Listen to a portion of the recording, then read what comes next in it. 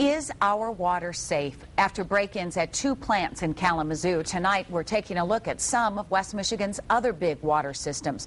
Could this happen again somewhere else? 24-hour News 8's Ken Kolker has those answers for us. We'll get to him in just a moment. But let's start our team coverage with Ann Schieber in Kalamazoo, where officials are reevaluating security at the source of the break-ins and what's being done to ensure that the water is safe. A decade or so ago, breaking into a water storage facility would have been no big deal, an act of vandalism.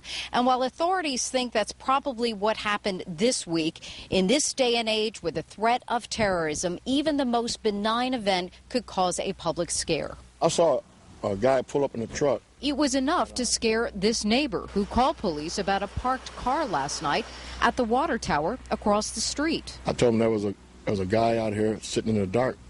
He pulled up in the driveway by the water tower and turned his lights out, and he just sat there in the dark.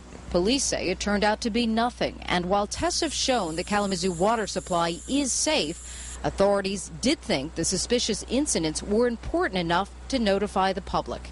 Yes, they say, there are easy ways to access the public water supply, but at this point, they have not alerted federal Homeland Security. I think it was just some kids or young adults screwing around and being curious. There were 2 suspicious incidents this week. The first at the city's water storage facility on Prairie and Blakesley. Someone cut the fence and removed a metal hatch where they could have gotten access to 3.5 million gallons of water. But authorities doubt access was the motive. Curiosity. That's my best guess. I don't have any other explanation than that. Certainly it could have been someone maybe trying to take it for scrap metal. The second incident was at the city's water tower on Dartmouth Street, where there was a broken fence and signs someone climbed the ladder.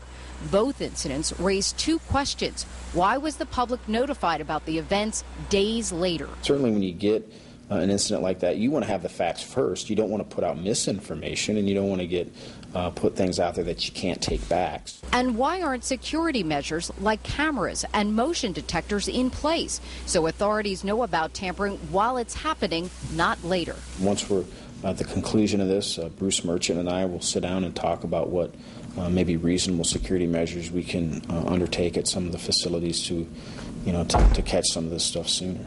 Tomorrow, just to be safe, the water department will drain the vandalized unit here, inspect, and then clean and disinfect it. And while tests have shown that the public water supply is safe, it is always safe to be careful. In Kalamazoo, Ann Schieber, 24-hour News 8.